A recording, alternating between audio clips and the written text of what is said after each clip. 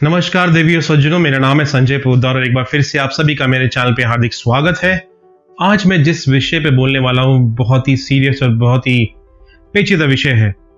ये वीडियो देखने के बाद अगर आप लोगों का खून नहीं खोलता है, अगर आप लोगों को गुस्सा नहीं आता है, तो आप लोगों को सीरियसली ब्लड टेस्ट करवाने की जरूरत है। क्योंकि आज मैं बात करने वाला हूं, जब कोई हमारे देश के बारे में बात करता है, जब कोई हमारे देश की सेना के बारे में बात करता है और फिर भी अगर आपका खून नहीं खोलता है, तो आपको सच में ब्लड टेस्ट की जरूरत है। मैं ये क्यों कह रहा हूं, आइए देखते हैं।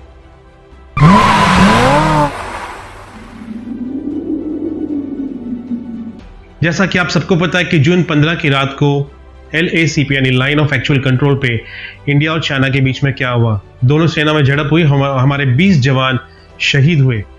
ये हो सकता है कि कुछ लोगों के लिए एक नॉर्मल सी बात हो, एक नॉर्मल सी न्यूज हो, लेकिन कुछ लोगों के लिए ये पूरी जिंदगी चेंज कर सकती है, जिंदगी बदल सकती है।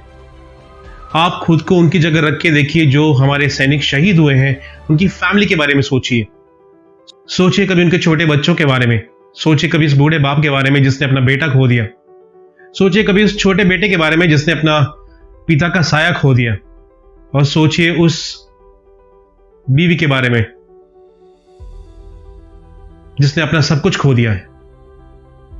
लेकिन कुछ हमारे सो कॉल्ड इंटेलेक्चुअल लोग हैं, जो बुद्धिजीवी कहते हैं अपने आप को, बंद एसी कमरों में रहकर सिर्फ टॉन्ट मारने के सिवा उन्हें कुछ नहीं आता है। उनमें इतनी भी हिम्मत नहीं है कि सामने आकर कहे, वो बस अपनी उंगलियां चलाते हैं, सोशल मीडिया पे ट्वीट करते हैं और टॉन्ट मारते हैं।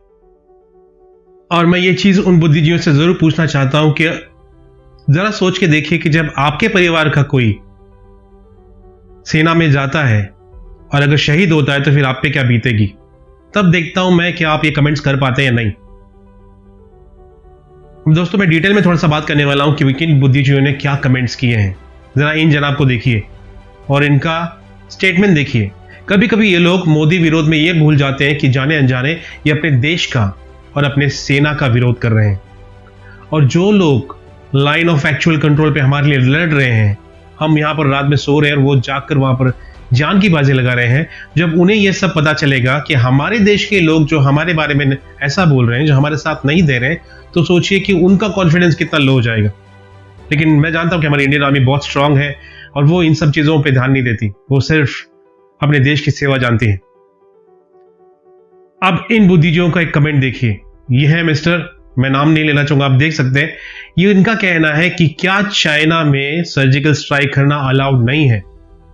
सर्जिकल स्ट्राइक क्या आपको गुरुवार बाजार से जाके भाजी लेने के बराबर लगता है? आपको क्या वो पबजी का कोई गेम लगता है? जब चाहा उठ गए, जब चाहा सर्जिकल स्ट्राइक कर लिया। हर चीज को हैंडल करने का एक तरीका होता है, और ये जो स्ट्रैटेजी बनाने वाले लोग हैं वो आपसे कई ज्यादा सक्षम है। आप उन्हें प्लीज मत सिखाइए। आप इस देश में रहते हैं, इस देश के बारे में पॉजिटिव सोचिए और लोगों का मनोबल बढ़ाइए। अगर आप ये नहीं कर सकते तो please keep shut your mouth. राजनीति हर देश में होती है, लेकिन राजनीति का यह मतलब नहीं होता कि आप अपने देश को ही बुरा भला कहें। आप देश की उस सेना को बुरा भला कहें जो आपके लिए जान देने को तैयार है। मैं सिर्फ यही कहना चाहता हूं कि जो बुद्धिजीवी ये बात करते हैं, आप बुद्धिजीवी नहीं है। अगर आपको अपने देश से इतना ही प्रॉब्लम है, तो एक बार बाहर जाकर देखिए। सीरिया में जाइए, इराक में जाइए, वहां पे आपको पता नहीं होता कि आप अगले दिन का सूरज देखने वाले हैं, और आप यहां पर आजादी से घूम रहे हैं, आजादी से सांस ले रहे हैं। आप किसी दूसरे देश में वीजा के बिना एक दिन में रहते हैं तो आपको 5 से 10 हजार फाइन भरना पड़ता है। लेकिन हम यहां पर रोज रहते हैं और हम इसे ग्रांटेड लेते हैं, और हम जो चाहा बकते रहते हैं। सहन शक्ति की सीमा होती है। आप एक चीज हमेशा याद रखिए, पॉलिटिक्स, किसी नेता को बुरा भला कहना, नॉट एट ऑल रॉन्ग। बहुत लोग कहते हैं, लेकिन उसकी एक सीमा होती है। उसकी आंच अपने देश तक और अपनी सेना तक नहीं आनी चाहिए, इस बात का ध्यान रखिए। और 15 जून को चाइना के साथ जो भी हाथापाई हुई, उसमें यूएस के सबसे बड़े अखबार ने यह भी माना है, और ताइवान के सबसे बड़े अखबार ने यह भी माना है कि चीन के 40 सैनिक हताश हुए हैं। लेकिन हमारे देश के बुद्धिजीवी ये मानने को तैयार नहीं है। उन्हें बस बहाना चाहिए कि मोदी विरोध में, देश विरोध में कुछ भी बके जा रहे हैं। इतना ही प्रॉब्लम है तो बंदूक उठाओ और जाओ बॉर्डर पर, एक दिन रहकर दिखाओ। क्या आप रह पाओगे? क्या आप उनका सामना कर पाओगे?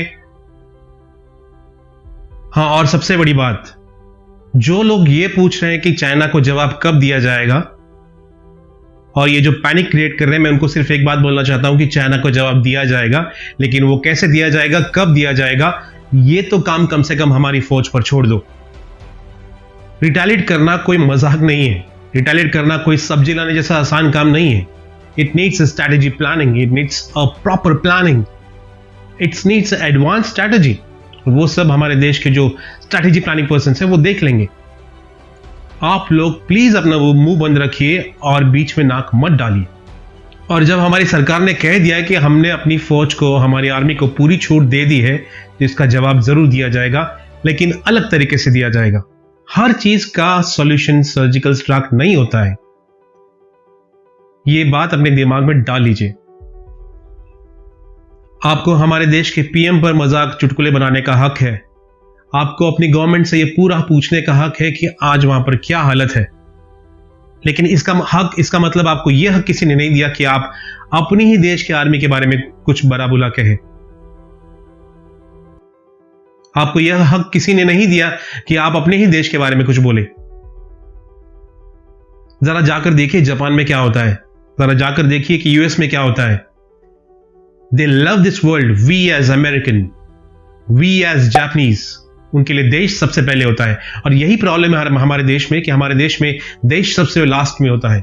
हम जातिवाद, हम सरनेम्स, हम अपने कास्ट, हम अपने समाज के बीच में ही ऐसे फंसे हुए कि देश हमारे लिए सबसे लास्ट में है। और ये हमारी इंडियन आर्मी जिसके लिए देश सबसे पहले है, उसके बारे में आपको बड़ा बुरा कहने की कोई जरूरत नहीं और उसका कोई हक नहीं है।